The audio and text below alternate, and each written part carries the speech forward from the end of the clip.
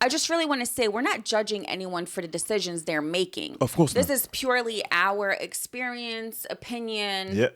and the advice that we're going to give is really suitable for both kind of relationships, whichever one you choose.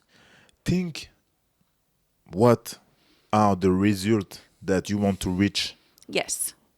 in the future. Welcome back to Read It Right. I'm Elle. And I'm Fab. And here at Relate Right, we are all about relationships and helping you connect better with each other. And today, we are going to talk about polyamory and open relationships.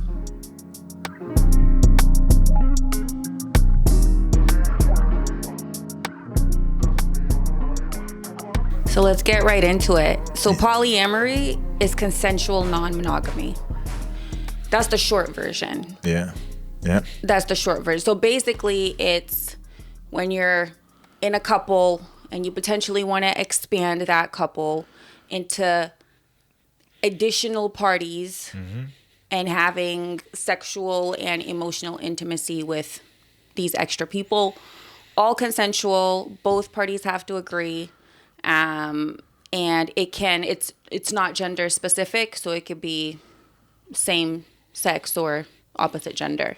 Yeah. So the question I have about this is like polyamory. Inside polyamory, you have different type Of relationships? of relationships. You can, yeah, because from what I understood when doing research is that there's no normal in polyamory.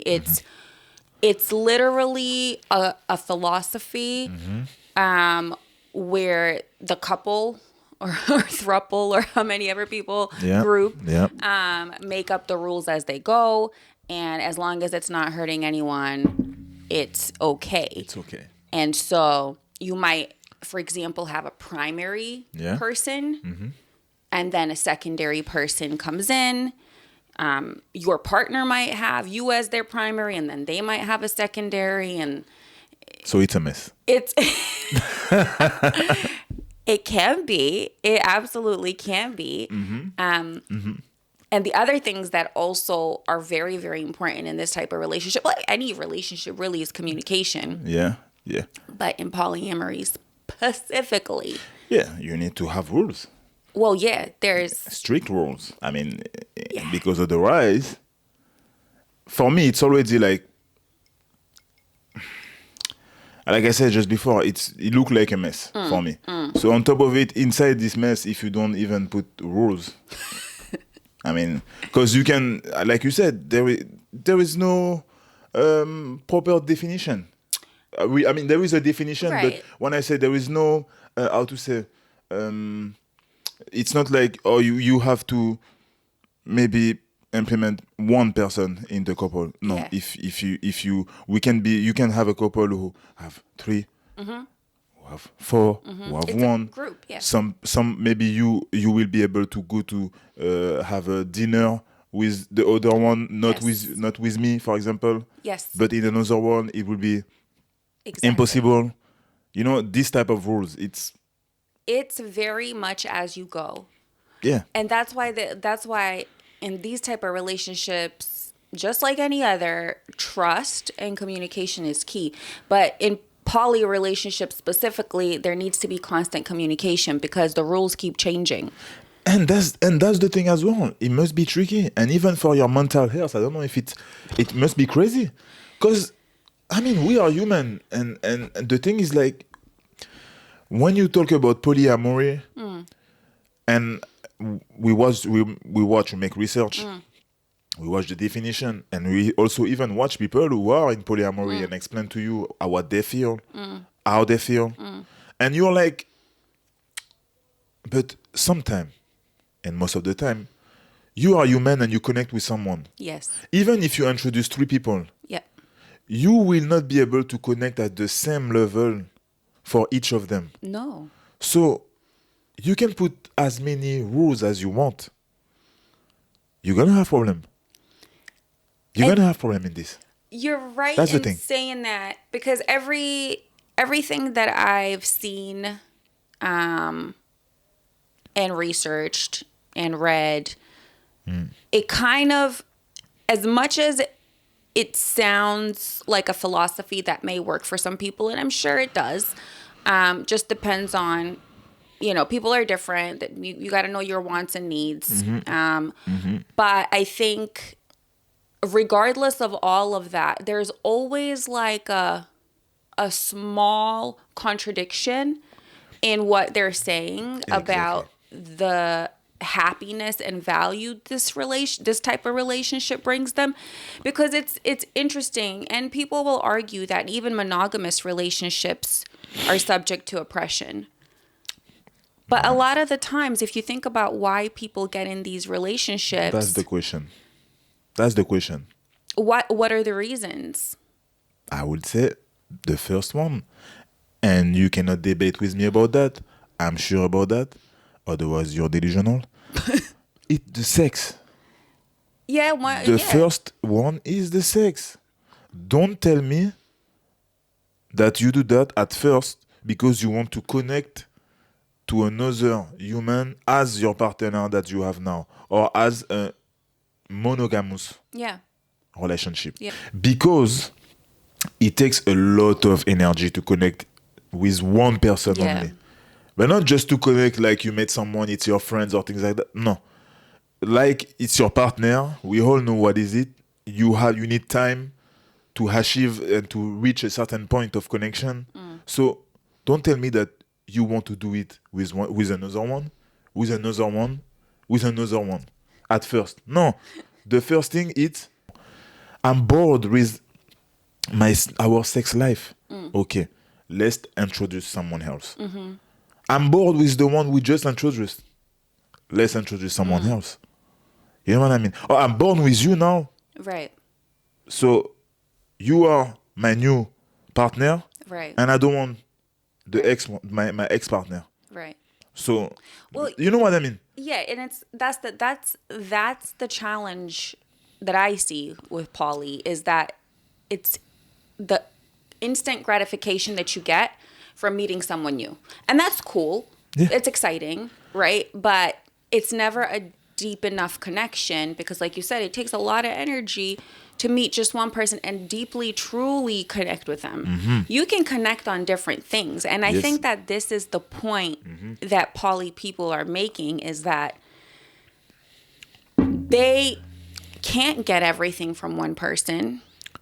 And so it's not always purely romantic and sexual. It can be emotional connections too. Yeah. However, when you have a person for each specific requirement from yourself, it really divides your attention and your energy into different places. Like, just imagine having to give to so many people. Just imagine having rules for each of these relations. Imagine how complicated, like human emotions are complicated enough. We get hurt by things that most people don't even pick up on a daily basis. Yeah, you would have true. to be extremely emotionally evolved to be at peace in a relationship that requires so much attention in different ways for different parties. Yeah. It can be quite chaotic, I imagine. When we talk about this topic and we watch about polyamory or other type of relationship, I've seen psychologists said or base their argument about statistic or research from I don't know which different schools, for example. Yeah. And they said research said that 1 in 5 Americans are in non-monogamous relationship. For example, it's just an example. There is other statistic. And the thing is, like, at the same time, they also said that polyamorous relationship are secret. Mostly, yeah. And secret from even their closer friends, family, or whatever. No one know that this couple, for example, are in a polyamorous relationship. So where come from those researches? That's the thing as well. That's my question. Because they're going to base their argument on is it good or not on those researches. But at the same time, it's secret. And no one talk about it. So how do you know Where do you make these Well, researches? surveys. Yeah, okay. Surveys. I feel like people are more inclined to say something. Listen, 1 in 5 have been in a non-monogamous relationship at some point in their life, allegedly. Yeah, they were dating. Allegedly. They put something. Right. Yeah, they were dating. Right. Of course, and they just. And it says 1 in 20 are in one now. That's a lot of people. Yeah, I don't think 1 it's in 20. But yeah. it's like, again, because polyamory doesn't have like a specific norm. Yeah. It can mean anything. And that's where it's a bit controversial. And I feel like you are right, because it depends also who you're asking. Because there is, for example, a lot of men, like, this research wasn't gender specific, right? Yeah. So there will be relationships where the man is polyamorous and the woman isn't. Yeah. There's a lot of relationships like that where the man is like, hey, listen, I want to introduce new people into the relationship. So basically you're either going to let me or I'm going to leave you. Yeah. Yeah. And these women are coerced into being in a polyamorous relationship. Whereas for them, there's no benefit for them. They're not allowed to consensually cheat or make connections. Yeah. But the man is, because again, research says that men are conquerors and they need to have sex and they need to have variety, whereas women are not. And we're, just supposed to sit there and watch it happen. So where is that research coming from? And who are you asking? Because it depends who you're asking. For me, if you ask yourself where come from those polyamory relationship, it's come from the men. Yes. It's come from the men. It's come from way before our time. They weren't asking the woman what she want, if she will be happy. No. Yeah. You just see you're at home and someone come and say, you two, let's go on the bed. Oh, people what I mean? still do that. People still do that, like, But before, it was normal. And it's still normal in a lot of places. Yeah. Especially where women are oppressed or where women don't work. Yeah. Statistically, and have to rely on the man to do everything. Yeah. Yeah. Yeah, like I know where I'm from, there's a lot of stories of how men have done that to their wives. And their children, they know about it, or they have grown children, and the woman can't do anything, or feels like can't do anything because she's mentally oppressed, clearly. Yeah. And can't leave. He's just openly cheating. Is that a polyamorous relationship? Or is that just blatant disrespect? It's not, because she's consenting forcefully.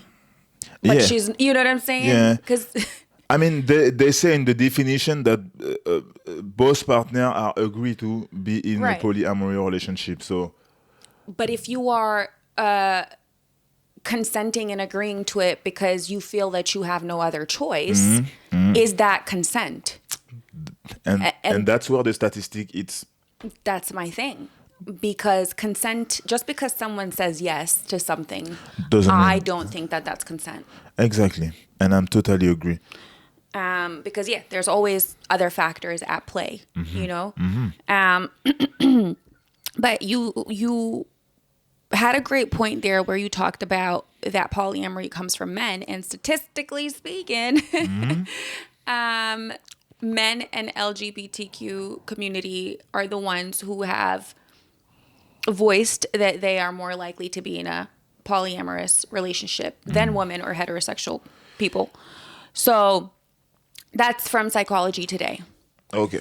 And so there are communities that have a different definition of what relationships should look like.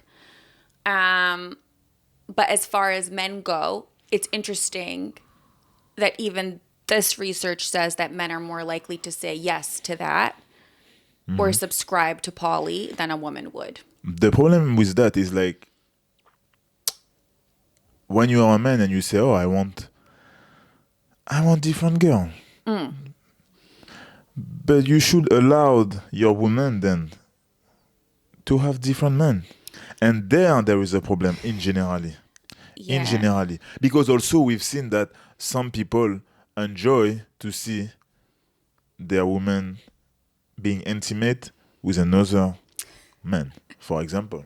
Yeah. So we've seen that as well in the polyamorous relationship. But Yeah. most of them, I'm sure, that they don't allow the woman to have other men.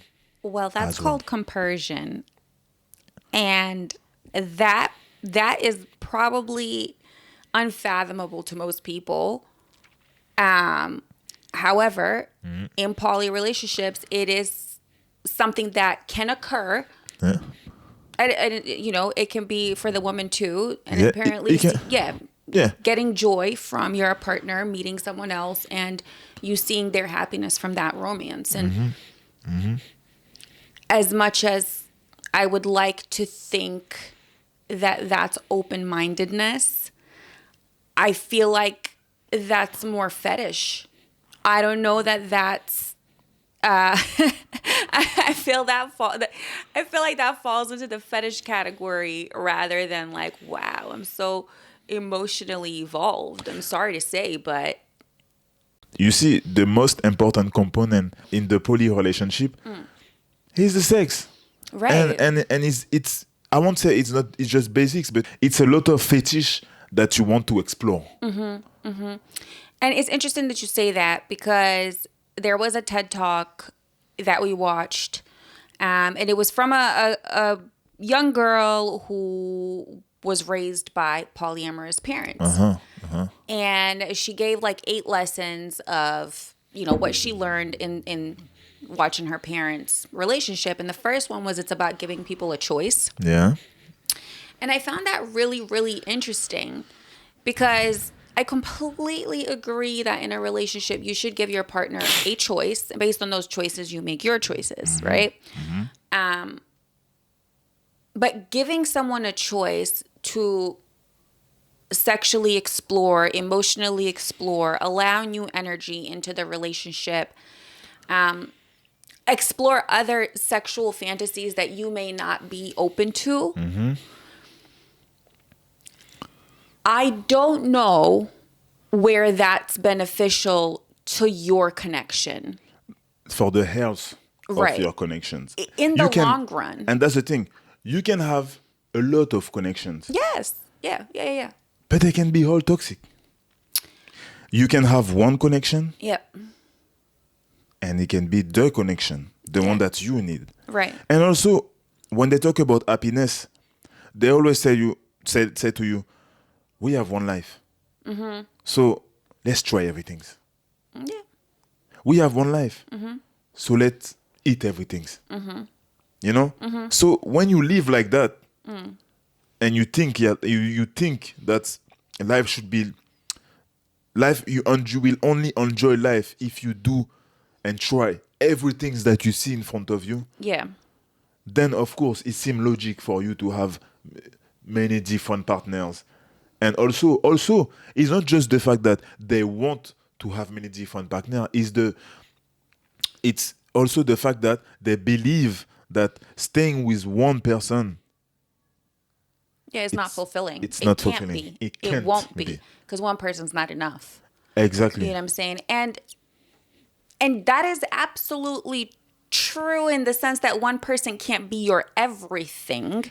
That doesn't mean they're not enough. Yeah. You know what I'm And then- saying? Like one person can't do everything you desire. There's no perfection, but there's perfection for you. And I think a lot of the times what happens is in these mindsets, it's all about what I can get from a relationship. What about me? Me. Yeah. You know what I'm saying? Yeah. And it's no like it's not about the other person. It's literally it's instant gratification. It's accessibility to anything you want at any time, kind of like the way consumerism works right now. Exactly. And you know, I know civilization because when I watch history and I watch my African civilization before all colonization and all those history, see, when you talk about civilization, it's like you're not only living for yourself. No. You're living for the people as well. When you do some things in the community, it's to help the community.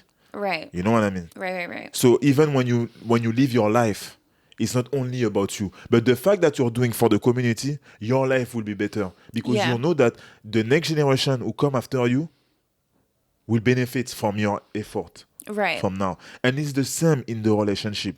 As we are not in community anymore, as we are living in the society, selfishness, narcissist traits Yep. are the major It's true. component of those things. And that's the thing. And it's, Esther Perel said that as well. And it was absolutely narcissism and entitlement. Yeah. It's all about, people are constantly talking about, well, what's the ROI on my investment? What's the return on my investment? In a relationship setting, like, we're not talking about investing money in the stock market. We are talking about human connection.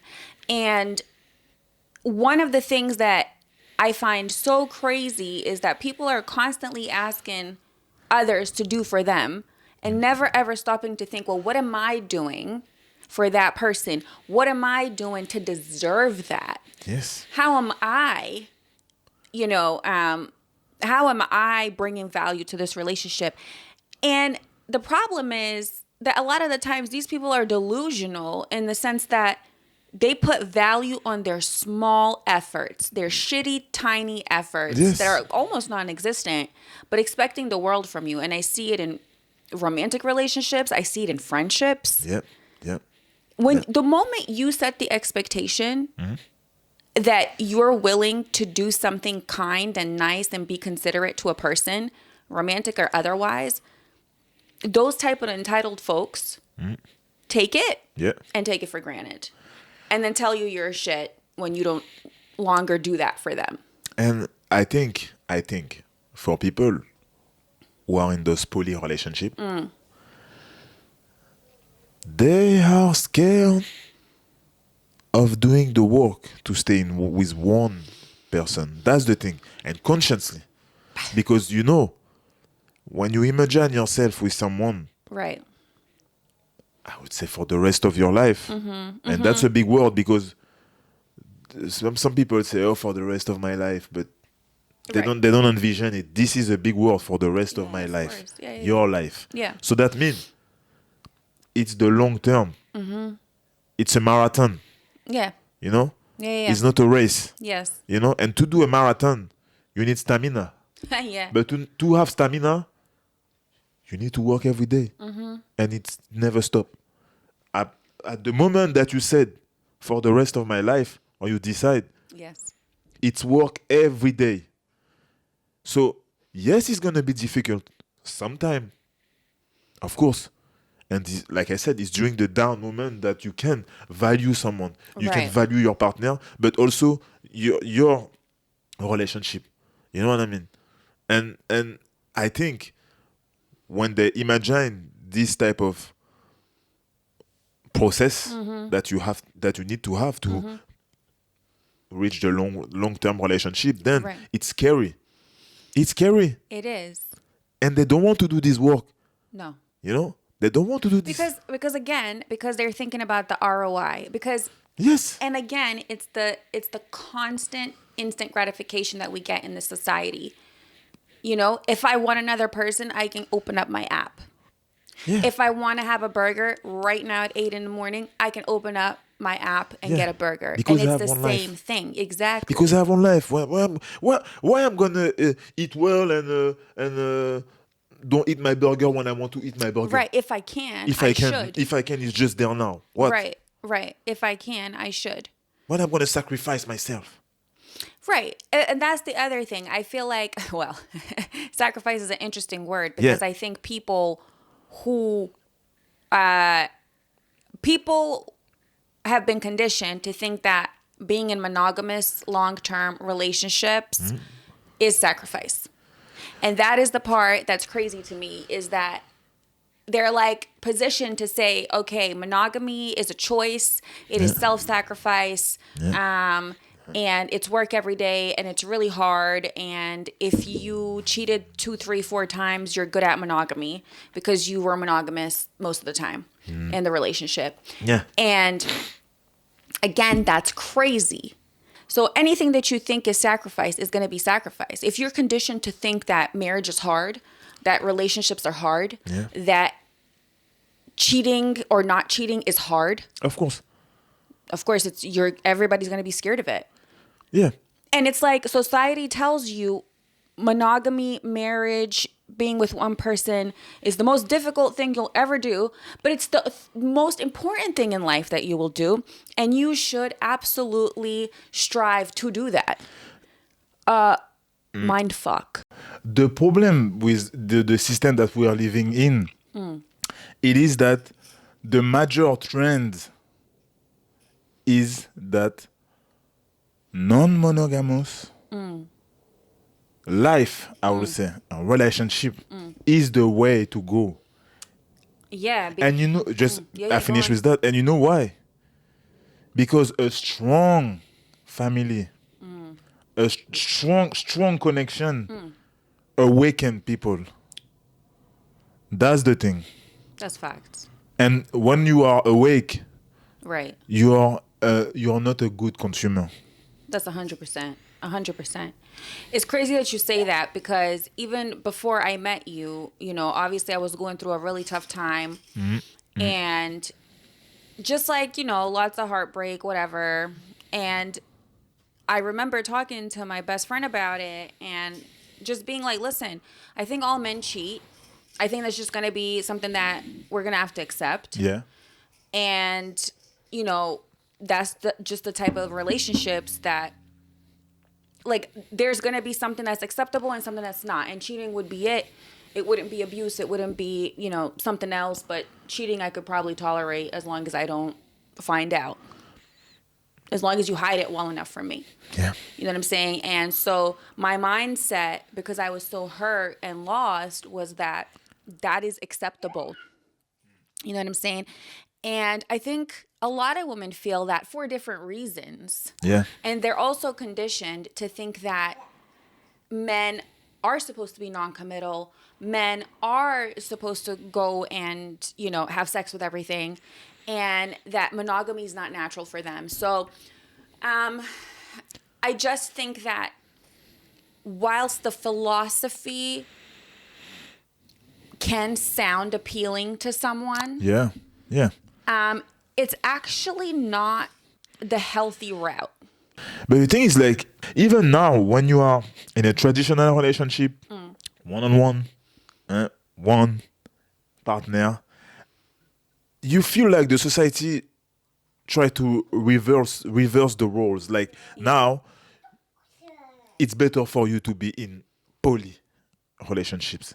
You know what I mean? It was Right. gonna be better for you. Right. Why you still want to be with someone? You can't. It's not possible. Right. You know what I mean? Right. So imagine the next generation.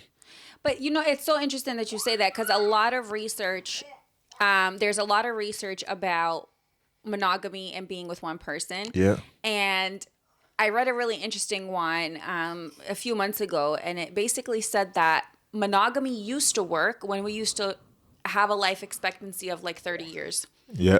Oh yeah. Yeah. Yeah. But now that our life expectancy is like 70, it doesn't work. And the thing is, I completely agree that we change and we evolve as humans, as people, over the course of our life with different experiences. We might have different wants and needs or opportunities. I completely agree with that. That does not mean that you can't do that in parallel with your partner. The same way that communication, openness, trust, understanding is so advocated for in poly relationships and positioned as the benefit. Yeah. Yeah. It's exactly the same for a monogamous relationship. Yeah. And so whatever your choice is, that's completely fine. But you will have the same threats, the same challenges, and some benefits. But in a monogamous relationship, your benefits will outweigh Yeah. I mean, everything else if you're doing it right. imagine that you have those connections that you want to have with multiple people and you have it with one people. Yeah. The only thing is like it's priceless because in the long term, it's gonna be way more valuable. And also, the people that you introduce in your poly relationships, Right. they are not there for the long term in generally. That's what I feel. They are not there for the long term. I don't believe in that. Listen, people who come into a third party that comes into a existing couple, Yeah. they are going to come for very specific reasons. Yes. And you will accept them for very specific reasons. And all those connections, as much as you might think they are long term, they're going to be short lived. They're gonna be short lived. And they're not For going to sure. be deep. And they're going to be, you know, single dimensional. They're not going to be multi-dimensional. Like it's going to be either sex or laughter or whatever it is. Whatever it is that you're looking for, it's going to be that one thing. And the thing as well in those poly relationship as well, the thing is like people forget that next years, for example, I won't be the same human That's exactly right. of the years before. Yeah. And I just take 1 year apart. Yeah. So imagine 5 years, imagine 10 years. Yeah. So the things that you want now, it's not the things that you will want maybe after. Yeah. And same for the one that you introduce in your Yeah. life. And in general, and anyway, it's the same for everyone. Monogamous relationship, non-monogamous relationship, it will be the same. Whatever. We all gonna change. So, would you rather change with someone who's gonna change as well, but you know each other and you agree to grow up? Yeah. Yeah. Or do you think when you are in those poly relationship, you will be able to manage? You will be able to manage this. But that's the thing. That's what poly people are saying is that is exactly the same. They will be able to manage. They got rules. They got stipulations. The thing is, it's a lot of rules and stipulations to manage. It's a lot of feelings to manage. It's a lot of people's emotions to manage. It's a lot of things to manage at once. You either have to disassociate from other people's feelings and not give a shit, Yeah. or you're going to take everything in. It's going to drain you. And you're not going to have room for anything else apart from these people in your relationship. Where do you work? Where do you build a career? Where do you have hobbies? Where do you... Like, come on, man. Like, there's only 24 hours in a day. As far as open relationships go, a lot of people are saying poly is the way to go, polyamory. You know what I mean? Because it's consensual by both people. Both people are getting what they want. Both people are making the rules. Both people are able to do whatever they need to do. And it's not the same as polygamy, where, you know, it's usually a man just having multiple wives. Yeah. And it's not the same as swingers, where you're going to parties and sharing your partner with others. And still, I mean, similar, but it's a little bit different. Because I think swinger is more around fully based on sex, not necessarily on emotional intimacy, and not necessarily bringing different people into the relationship. So poly's more of like a group situation where you're sharing heart, mind, body with other people. So still, though, I feel like there's a lot of open room for oppression. The only thing with all the definition that you just give, it's like, for me, when they say polyamorous is the way to go over swinger, over polygamy, and all of those, because I'm sure there is others type of relationships now, I think, like, for me, it's the same. All of them are the same. Because what? Swinger have different rules. Some swinger doesn't go to party.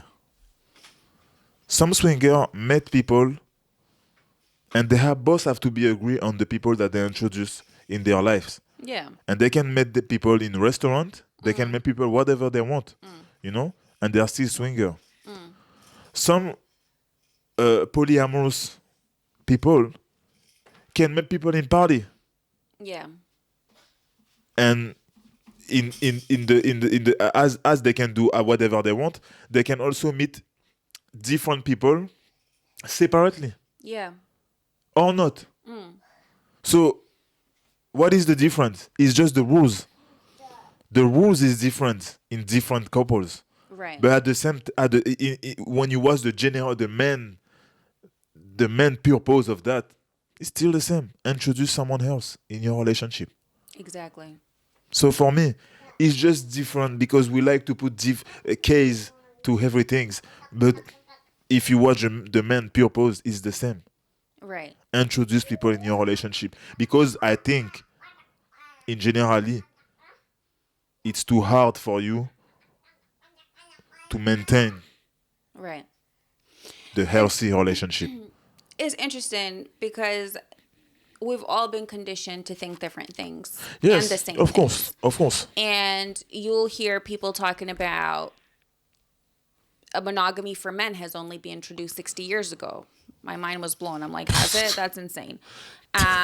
Monogamous relationships have only been around for 1,000 years, 1,000 years. allegedly. Yeah. Marriage, for example, was only a thing because of religion, allegedly. Allegedly. And marriage, the purpose of it was, keeping the wealth in the family. Yeah. Or expanding the wealth of a family. It wasn't love. Yeah. And so now marriage has moved into love in most, if we're talking about Western societies, you know what I'm saying? Yeah. There are still arranged marriages that work perfectly fine and that have love in them. You know what I mean? So it's very interesting how different people, different times define what a relationship should look like. I still see that monogamy, for your overall well-being and progression and evolution in life, is the best choice when you do have a good partner. For sure. Right. For sure. Just to add something on what you just said, and there is different way, but I feel that there is two ways to see that. The long-term relationship, and when I say long-term, is when you make all the effort that you have to do to preserve your relationship. So at the same time, you're going to learn during the process, but you are ready to commit 100% with another human. In the long term, it's going to be way more valuable than the other proposition. It's like the other proposition is like your happiness is the most important things. Yes. So you all the time have to be happy. So do whatever it takes to be happy. All the time. And that's the only thing you see. Right. So that means if you have to introduce people, you introduce people. Right. If you have to leave your partner or to go to see someone else because you're annoyed, you're bored or something, you don't want, you leave. Right. And so if you watch two different people who choose the different path, you're gonna see that someone go everywhere, but at the end, don't forget that we became old. And when you become old, the sex is not your priority anymore. No. You understand that? And to be with someone when you are old, it's better to be with someone that you had a life with. Right. To talk about, to remember memories. Right. That's how you don't feel lonely. Right. That's how you don't stay alone, because we don't know because we're not old enough to tell you what it is, but we know, and we've seen older told you that when you see an older people alone by himself doing it, you know what's happened to them. It's hard.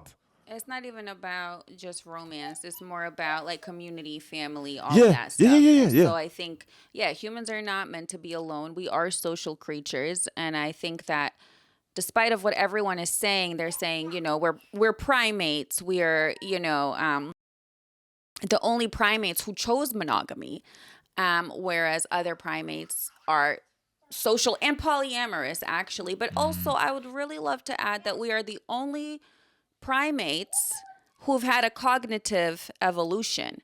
And whilst we are animals, we have a higher consciousness than animals. And therefore, there are different rules that apply to us. So don't tell me that casual sex and sex as greeting, just like some of our primate family members, makes sense. That shit don't make sense because our civilizations are not the same.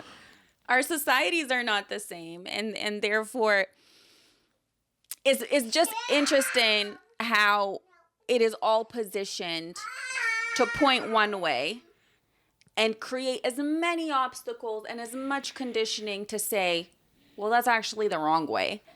It make no damn sense. And I continue to say that. It make no damn sense. Same for me, but also you need to realize that what is divine? Your life is divine. Right. Connections are divine. Sex is divine. Right. And you know, when you have something divine in front of you, you cannot share it with everyone. You cannot introduce anyone. Right. It takes time to nurture this. Right. It's valuable. It's priceless. And that's the thing as well.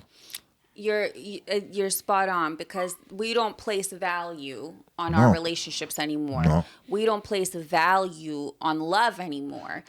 I don't know that we ever did. But we don't place value on the things that really matter. It's usually you see people in their dying days talking about regrets. I shoulda, coulda, woulda. I didn't, though. And now I'm going to die with regrets. And that sucks. That's the worst. It must be the worst feeling. You are right. Ever. There is only one life. And you have to live it with fulfillment and value. And you have to appreciate this life is the only one you're going to get.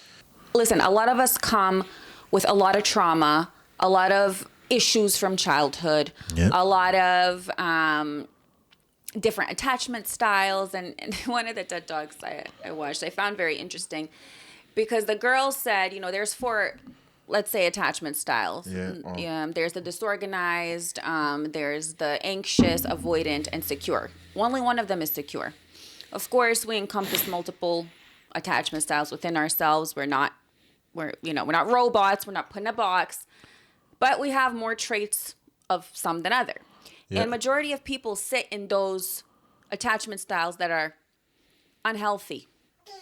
It's only the secure that's healthy. You know what I'm saying? Yeah. So if we're operating as a collective with unhealthy attachment styles, when we don't understand love, we don't understand how to be in a relationship, we're going to get it wrong. We're not going to be in a divine relationship. We're not going to find our match and be able to build with them or grow with them or get to know them and see the potential of these relationships flourish into something amazing, because we're not ready, because we're not healed, because we didn't do the work ourselves, because we're not giving it a chance. And because we don't really know what we really need and what we really want. Absolutely. Right. That's the thing as well. That's exactly right. And I think that brings us to our advice time. And I just really want to say, we're not judging anyone for the decisions they're making. Of course not. This is purely our experience, opinion. Yeah. And the advice that we're going to give is really suitable for both kind of relationships, whichever one you choose. Think what are the results that you want to reach. Yes. In the future. Exactly. So the first advice is exactly what you said. Yeah. Understand what you want out of a connection and a relationship. It's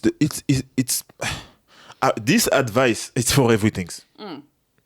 But as a relationship and the partner that you're going to choose will be extremely important in your life, I feel like it's even this advice. It's even more important at this moment because you're gonna choose someone who's gonna live with you. But if you don't know polyamory, monogamous, polygamy, at first you need to know yourself, and when you know yourself, you really understand what you want. Not from the society, not from Instagram, not from TikTok, not from all the other, I don't know, not from the discussion that you have with someone who tell you, oh, this is better because that. This is better because this. No, you can talk with someone and listen what they said, but you have your own mindset. You know what you want, you know what you need, and then you make your own choices. Because I feel like a lot of people as well go into relationships, polygamy, swinger, because it's a trend. You know, that's the thing as well. We do a lot of things because of trend. Sometimes we don't even know. Even us, subconsciously, yeah. even us. But for the most important things in life, we are not following the trend. We're not following the trend. Sometimes I want to eat some things, and I watch Instagram. I say, oh, I want to eat this. Let's make it this weekend. I follow a trend. Yeah. You know, but that's okay. But for how I want to rule my life, there's no trend. No things can go in my head. We can talk. I can analyze if it's suitable or not. I will be able to make the distinction. You know what I mean? And you should do this work. Otherwise, you will navigate and go to a swinger, to a polyamorous, to a monogamous, transform to a swinger again, and you'll never have a real relationship. Sorry. yes, it's like a domino effect. Yeah.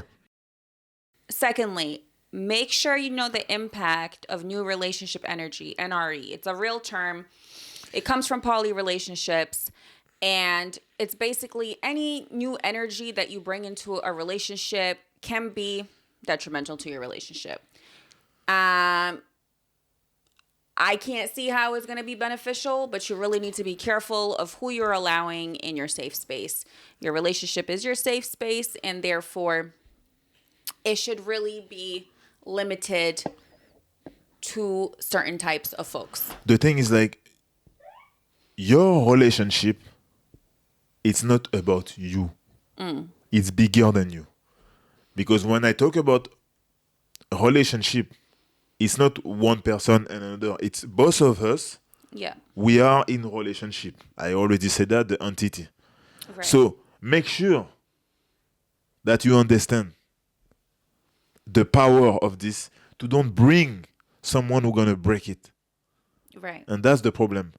Yeah. That's There's the problem. plenty of times in poly relationships where the primary became secondary, And or non-existent, and somebody else Yeah. became primary. oh and, yeah. Oh yeah. You know, I mean, it happens in monogamous relationships too, easily, but Yeah.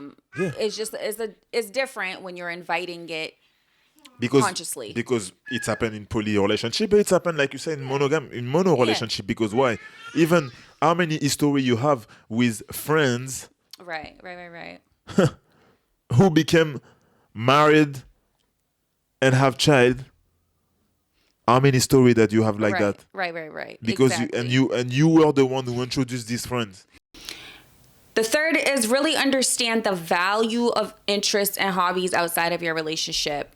It is so important. I'm not saying go ahead, find another person, be poly. I'm not giving any type of advice like that. It's more around you need interests and hobbies outside of your relationship. So you can't be fully like into your person with no interests of your own, with no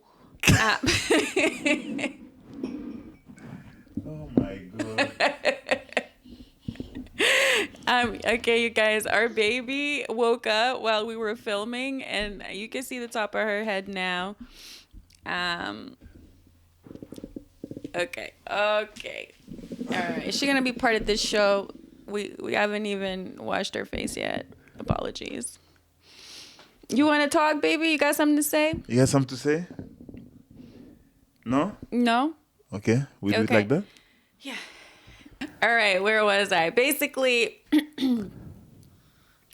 You can't be fully into your partner, giving them no time to breathe, no time for themselves.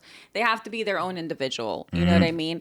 And I think that's so important in a monogamous relationship. Truth. In a monogamous relationship, especially because you do need variety. And Esther Perel says that distance and difference in a relationship is what creates erotic energy. Exactly. You need to be different in your relationship. Same people not gonna be a good partners. No, Because then you're gonna be bored. that's exactly right. You need to complement each other. Exactly. You need to show understanding. But that difference and that distance is what actually brings that erotic excitement in the relationship, as well as, mental stimulation Of and course. growth. Of course. And like you say, growth. That's how you grow. Exactly. And when you complement each other, what a beautiful things. It's- That's how even you can live longer. Trust me. The other thing is beware of emotional affairs. Whether it's poly, whether it's monogamous, emotional affairs can happen when there's no communication. Will happen. Will I would happen. say. Exactly. Will happen. It's similar to that new relationship energy. But, for instance, you could be, working a lot and, your husband or your wife feels a little bit neglected. They make a new friend at their job. They start doing things that they would be doing with you otherwise. You don't communicate it and it becomes a hot mess. That's the problem with that. And I feel like most people think about cheating like the physical aspect. But in those poly relationships, cheating it's more emotional. Yes. Because they already Agreed to consensually. to share their Yes. physical energy Yes. with others. So most of the problem in those relationships is the emotional cheating. Yeah. When you don't respect the rules, when you start to have deep emotional connection with someone, how can you quantify this? And that's the problem. That's why you need to understand what are your emotional boundaries. Right. That's the thing in those relationships. And lastly, Esther Perel said this, but I'm sure many others, because it's just the truth. Yep. It's just common sense when you think about it. The quality of your life depends on the quality of your relationships. And that's what I realized. Money, it's not the most important thing in life. Yep. And that's what this society want to make you think is true. But when you realize how many billionaires are unhappy because they are alone. And that's the thing. How many people who are not billionaires, who are not rich at all, and have a beautiful life? Absolutely. With It's meaning. because who are around you shape the quality of your life. Absolutely. And that's the thing. So choose carefully. And with that said, some of us need to learn how to give more and stop expecting others to do it for us. Yeah. And others need to learn how to take more. And that is when you're going to find synergy. Question time. Family fam. All right, you ready for this? Yeah. All right, how can I tell the difference between love bombing and just a nice person? I feel like I'm paranoid and not giving men a chance. I think everyone is love bombing me. Wow. Yeah, Wow. you can't. You can't tell the difference straight away. No. Some people are just nice people. And listen, unfortunately, when you've been love bombed, when you've been a victim of narcissistic relationships, you are going to assess everybody's behaviors. You are going to want to protect yourself. And that's okay. Of course, that's okay. The only thing is like you need to, time will tell. Yes, You know what I mean?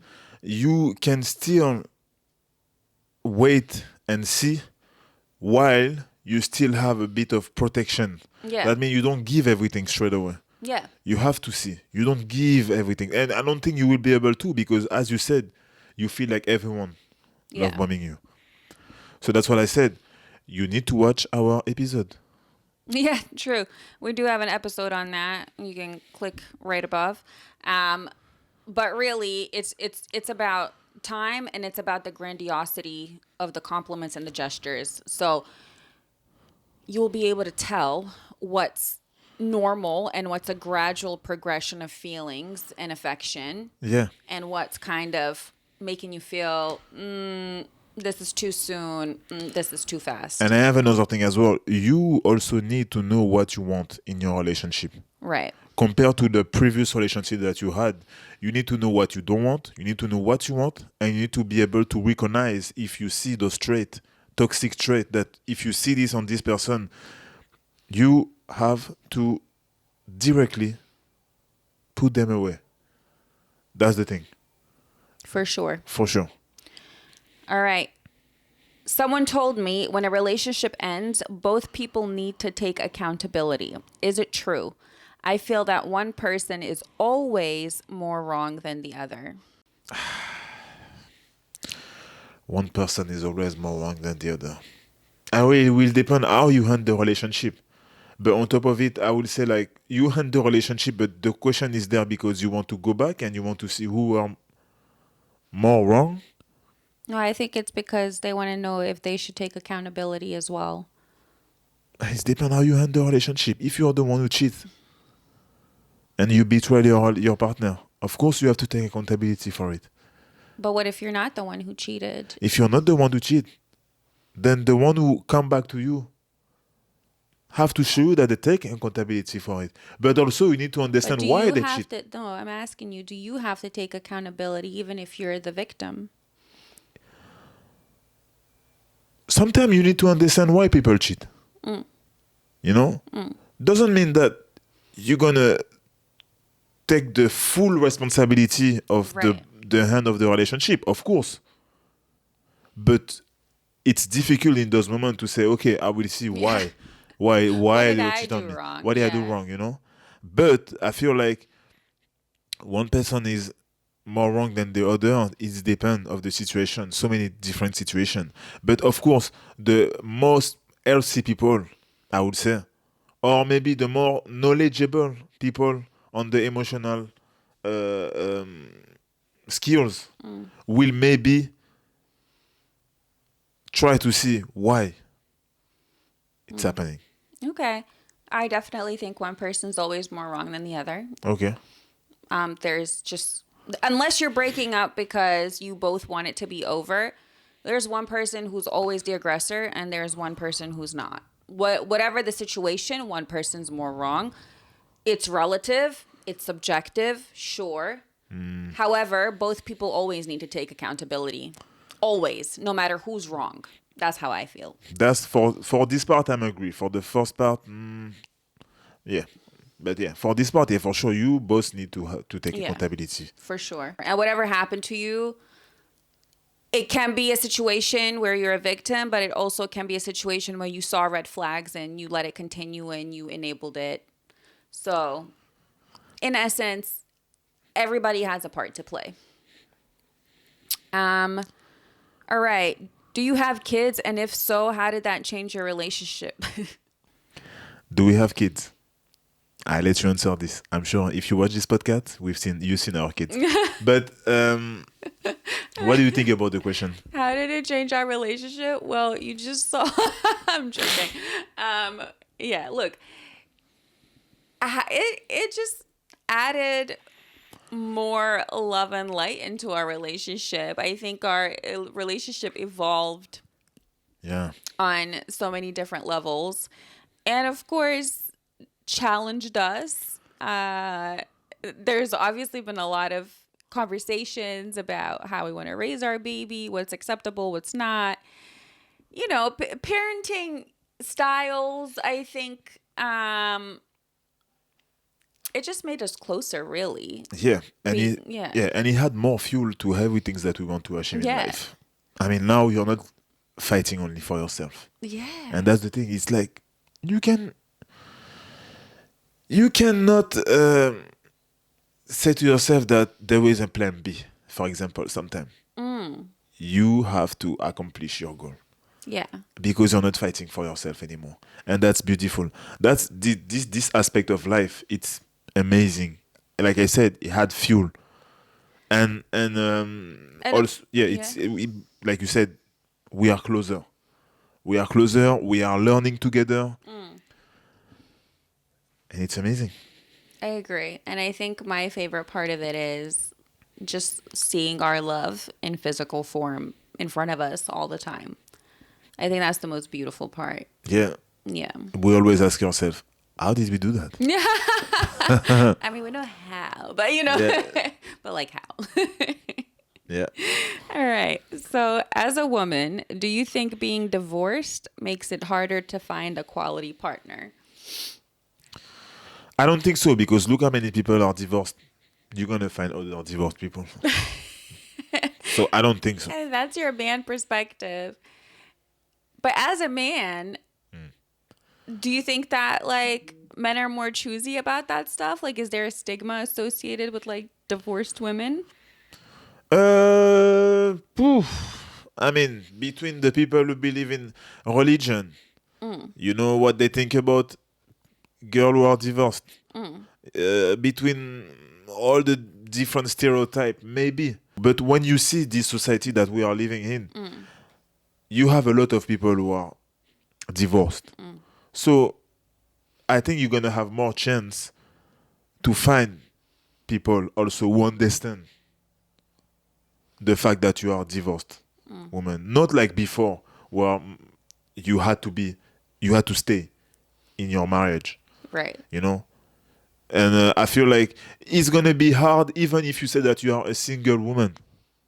Yeah. You know? At a specific age. At a specific age. It's going to be hard as well, because people have certain expectations, and maybe you all, or sometimes you think single woman with a child is going to be also another criteria. Right. I don't think you should think about this. That's the thing. I don't think you should put this in your mind.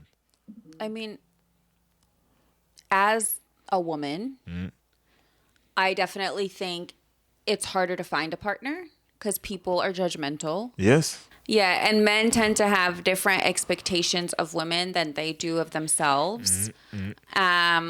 But if you're asking to find a quality partner, it's just as hard. Because if you're finding a quality partner, they're not going to care about that. They're going to care about connecting with you as a human and not your experience, and not judge you on your experiences from the past. So because you've put that word quality in there, I feel like it really shouldn't be an obstacle. It's not about your condition or the situation of your life at the moment. It's about never diminish your needs when you are in front of someone. And then you're going to attract the one who deserves to be next to you. That's why I say you shouldn't think about what people think about you. You know who you are. You know what you bring when you on the table. When you're going to meet someone, you know your value. Then you expect the same from the people who are next to you. If they can't, bye. Bye. On that note, it's a wrap. It's a wrappy wrap. Thank you for joining us today. If you enjoyed this episode about polyamory, please subscribe, leave a comment, and share it with someone who could benefit. Tune into our next episode. You will not want to miss it. And until next time, fam, take care and nurture your relationship. Really right.